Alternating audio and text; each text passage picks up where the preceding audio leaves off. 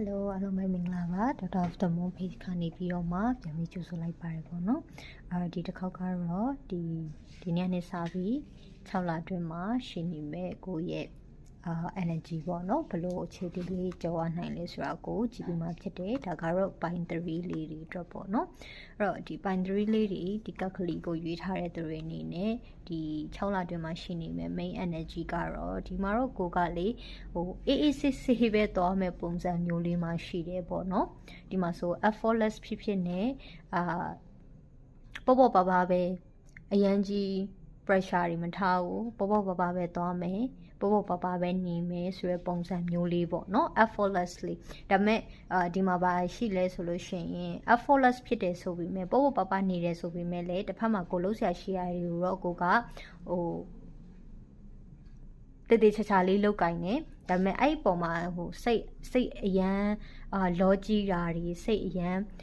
လောဘကြီးတာမျိုးတွေအများကြီးမရှိဘူးအရန်ကြီးစိတ်လောတာပေါ့နော်ဒါမျိုးတွေမရှိဘဲနဲ့ကိုလုံးစရာရှိတဲ့ဟာတွေကိုကအေးအေးဆေးဆေးပေါ့ပေါ့ပါပါနဲ့လောက်သွားရဲဆိုတဲ့ energy မျိုးပေါ့နော်ဒီလိုပုံစံမျိုးလေးမှရှိနေတာတွေ့ပါတယ်ဒါကတော့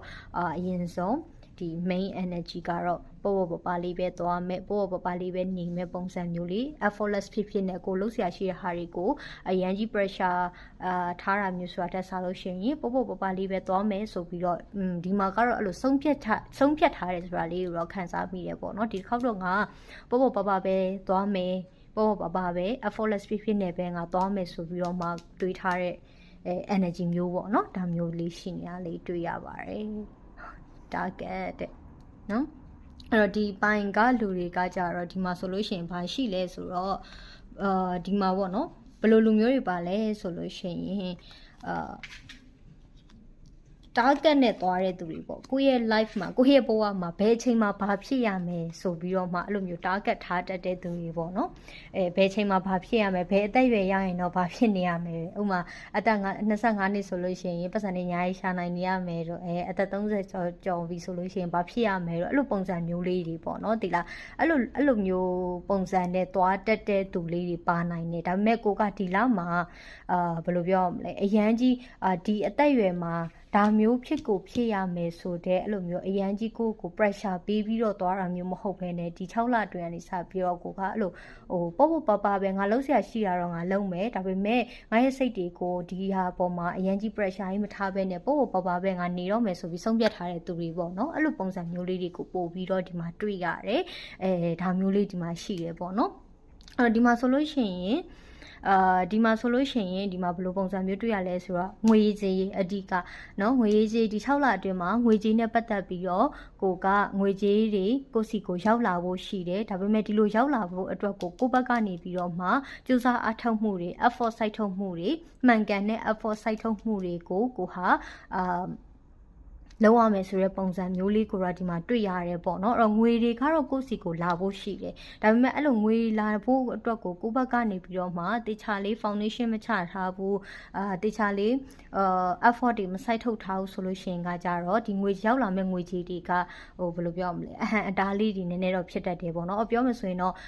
ကိုဘက်က action စယူဖို့တော့လိုလိမ့်မယ်ကိုဘက်က action စယူဖို့တော့လိုလိမ့်မယ်ပေါ့နော်ကိုလုံးရင်ကိုတလှမ်းလန်းရင်အဲ့တလှမ်းလန်းနဲ့စာငွေရကိုစီကိုရောက်လာမှာကိုနှစ်လန်းလန်းရင်ကိုနှစ်လန်းလန်းနဲ့စာရဲ့ငွေရကိုစီရောက်လာမှာအဲ့လိုပုံစံမျိုးလေးပေါ့နော်အဲ့တော့ကိုယ့်ရဲ့ effort စိုက်ထုတ်မှုတွေကတော့လိုအပ်တယ်ဒါပေမဲ့လည်းကိုကဒီမှာပြောမယ်ဆိုလို့ရှိရင်ကိုလုံးဆရာရှိတဲ့ဟာတွေကိုတော့ကိုဟာeffort စိုက်ထုတ်ပြီးတော့လုပ်မယ်ဒါပေမဲ့လည်းအရင်ကြီး pressure မထားဘူးဆိုတဲ့ပုံစံမျိုးကိုတွေ့ရတယ်ပေါ့နော်အဲ့လိုပုံစံမျိုးလေးရှိတယ်အဲ့တော့ဒီမှာဘာတွေ့ရလဲဆိုတော့လေ energy က2မျိုးလဲရှိတတ်တယ်ပေါ့နော်နှစ်ခုလွန်ဆွဲနေတာပေါ့သိလားအရန်အလုပ်ချင်တယ်အရန်ဒီလိုပုံစံမျိုးတွေအရန် effort စိုက်ထုတ်ပြီးတော့လဲလုပ်ချင်တယ်တစ်ဖက်မှာလည်းကိုဟာပေါ့ပါနေချင်တာအဲ့နှစ်ခုမှာကိုကအဲ့လိုလွန်ဆွဲနေတဲ့ပုံစံမျိုးလေးပေါ့နော်အဲ့လိုပုံစံမျိုးလေးလဲဒီမှာတွေ့ရတယ်ဒါမျိုးလေးတွေရှိတယ်ပေါ့နော်သိလားအဲ့တော့ပေါ့ပါနဲ့နေလိုက်လို့ရှိရင်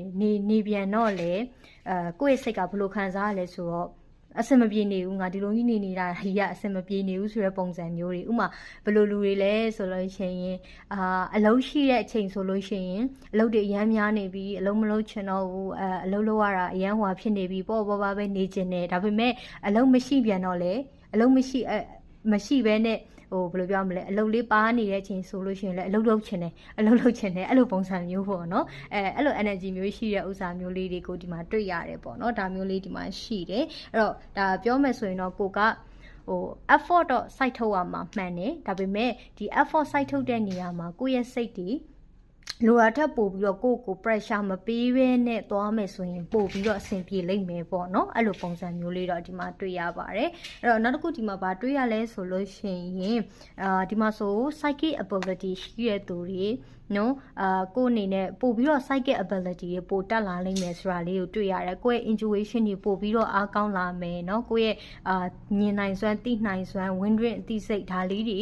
ပို့ပြီးတော့မှဒါအားကောင်းလာမယ်ဆိုတာလေးကိုတွေ့ရတယ်နောက်တစ်ခုကလေဒီမှာဟို naturally ပေါ့နော်အဲ့လိုငကိုရဲကနေပြီးတော့မှဒီ psychic abilities တွေပါလာတဲ့သူလေးတွေလည်းရှိနိုင်တယ်ပေါ့နော်အဲ့လိုပုံစံမျိုးလေးလည်းဒီမှာတွေ့ရတယ်ဒါမျိုးလေးရှိရပေါ့အကယ်၍အဲ့လိုမျိုးကိုကအရင်တည်းကအဲ့လိုမျိုးတစ်ခုခုဆိုပို့ပြီးတော့ကြိုတိတာတွေအိမ်မက်တွေကြိုမတ်တာတွေ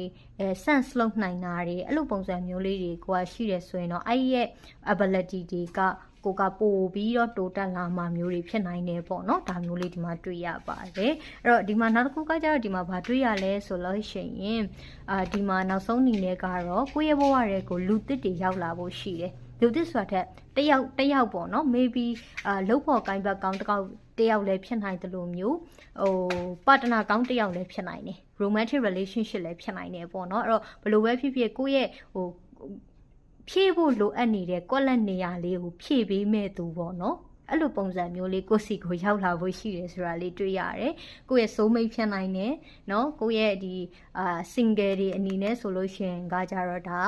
ဟိုလူသစ်ပေါ့နော်ကိုဘွားရဲ့ကိုလူသစ်ချစ်သူသစ်ဆိုတဲ့ပုံစံမျိုးဒီမှာကတော့အဲ့လို soul mate လိုပုံစံမျိုး energy မျိုးကိုပို့ပြီးခံစားမိတယ်ပေါ့နော်အဲ့တော့နောက်ဟိုတငယ်ချင်းလည်းဖြစ်ကောင်းဖြစ်နိုင်တယ်เนาะအဲ့လိုပုံစံမျိုးလေးဒီမှာတွေ့ရတယ်ပေါ့เนาะဒီ6လအတွင်းမှာဒီလူတွေနဲ့ကိုကြုံတွေ့ရဖို့ရှိတယ်တွေ့ဆုံရဖို့ရှိတယ်ဆိုတဲ့ဟာလေးတွေကိုဒီမှာတွေ့ရပါတယ်အဲ့တော့ပြောမယ်ဆိုရင်တော့ဒီ6လကငွေကြီးတွေကတော့ကိုစီကိုရောက်လာဖို့ရှိတယ်ဒါပေမဲ့အဲ့လိုရောက်လာနိုင်မှုအတွက်ကိုဘက်ကတော့ effort site ထုတ်ရတာမျိုးလေးတော့ရှိလိမ့်မယ်ဆိုတာလေးကိုတွေ့ရတယ်တေချာလေးတော့ effort site ထုတ်မှာတော့ရလိမ့်မယ်ပေါ့เนาะအဲ့လိုမျိုးဟိုဘယ်လိုပြောရမလဲအရန်ကြီးကို pressure ပေးပြီးတော့လုပ်တယ်ဆိုတာထက်ဆိုင်ရင်လေတကယ်ဟိုမှန်ကန်တဲ့ဒီ strategy တွေနဲ့သွားတာပို့ပြီးဆင်ပြေမယ် work hard ထက် work smart ပေါ့နော်အဲ့လိုပုံစံမျိုးလုပ်နိုင်ရင်ကိုတော့ပို့ပြီးတော့အဆင်ပြေတယ်ဆိုတာလေးကိုတွေ့ရတယ်ပေါ့နော်ဒါမျိုးလေးဒီမှာရှိပါတယ်